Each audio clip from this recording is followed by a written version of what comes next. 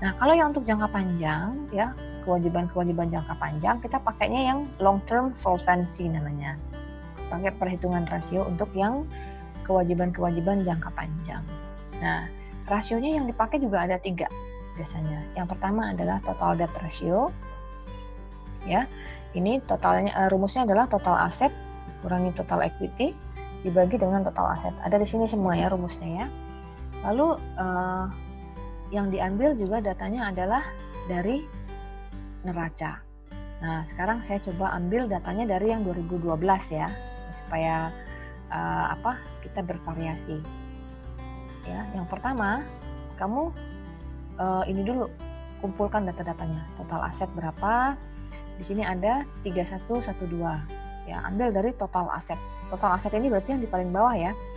Total aset ini artinya berarti total current asset ditambah fixed asset. Namanya jadi total aset, keseluruhan aset. 2012 adanya di sini angkanya 3112. Lalu total equity. Total equity ini berarti total modalnya saja.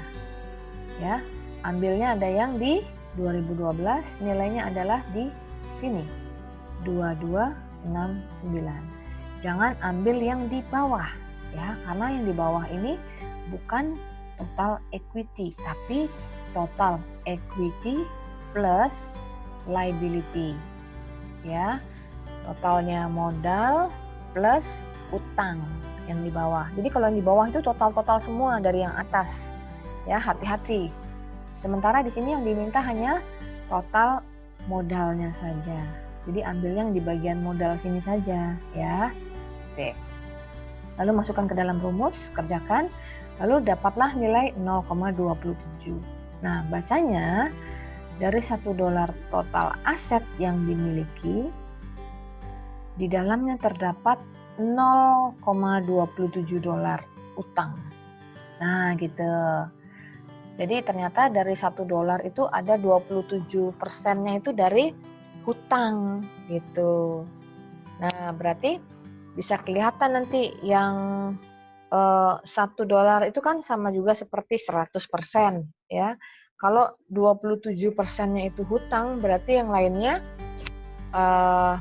dalam bentuk modal. Maka Ya. Ibu putus-putus Bu.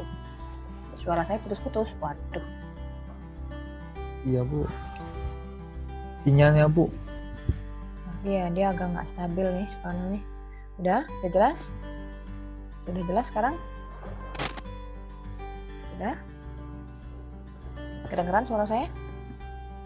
Aman Bu. Iya Bu. Oke.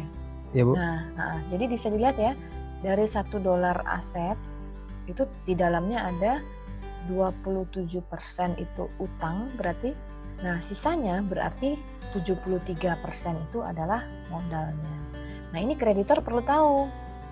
Berarti kalau dia punya utang, misalnya si perusahaan ini punya utang, oh utangnya cuma 27%, berarti 73% ini masih modalnya lebih besar. Berarti aman gitu buat kreditor ya. Karena apa? 73% loh, masih di atas 50% itu modalnya. Berarti mereka kalau dalam kondisi darurat harus bayar hutang, mereka masih punya modal untuk menutupi utangnya gitu ya. Masih bisa bayar utang. Nah, yang kedua namanya long term debt ratio. Nah, ini rumusnya ya.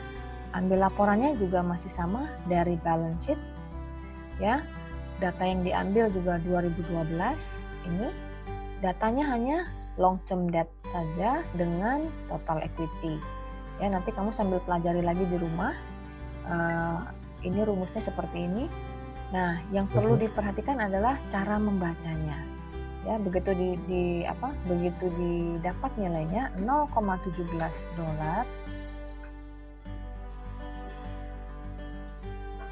artinya adalah setiap $1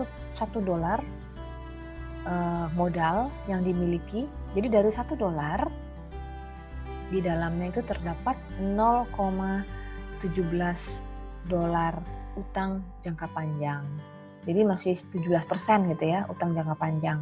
Nah, berarti dia sudah tahu nih, berarti hutang jangka panjangnya nggak terlalu besar. Nah, berarti utang jangka pendeknya masih 83%. Nah, bagi kreditor ini juga merupakan suatu hal yang positif. Karena apa? Kalau utang jangka pendek kan berarti cepat lunas gitu ya. Utang jangka panjangnya tidak terlalu besar ini, hanya 17% gitu ya. Nah gitu, jadi aman sebetulnya. Kalau jangka pendek, dia kan di bawah 1 tahun aja udah bisa kembali gitu ya. Nah gitu, jadi dari situ. Nah yang ketiga, ada hitungannya yang namanya times interest earned. Rumusnya dari EBIT dan interest paid ya, EBIT dibagi interest paid. Nah, untuk laporan kali ini untuk rasio yang times interest earned ini kita ambil datanya dari income statement, bukan dari neraca ya, yang ada net sales dan cost of goods sold ini ambil datanya. Jadi data yang diperlukan adalah EBIT dengan bunganya saja. Kamu tulis di sini ya. EBIT-nya berapa? Sudah dapat kan datanya 694. Lalu bayar bunganya berapa? 70 nih. Tinggal dibagi saja, 694 dibagi 70. Dapatlah nilainya 9,9 kali. Nah, cara bacanya adalah perusahaan ini mampu membayar bunga atau bayar interest itu sebanyak 9,9 kali atau 10 kali ya. Jadi dari hutangnya ini ya, dari dari pendapatannya ini yang senilai 694 ini, itu dia bisa bayar bunga itu sebanyak 10 kali. Nah gitu. Kalau dia setiap bayarnya tuh 70 gitu ya, dia bisa bayar sebanyak 10 kali di masa depan. Nah gitu. Jadi dia langsung bisa tahu nih, dengan pendapatan sebesar ini terus dia bayar bunganya 70, berarti dia perlu 10 kali bayar. Nah, gitu. Ya. Nah, yang ketiga ini adalah mengenai rasio mengenai aset manajemen. Kalau tadi mengenai harta dan hutang dan modal, cara kita mau tahu seberapa cepat kita bayar hutang gitu ya, seberapa besar aset kita gitu ya. Nah, kalau yang ketiga ini adalah rasio yang melihat efektif atau tidaknya perusahaan dalam menggunakan asetnya.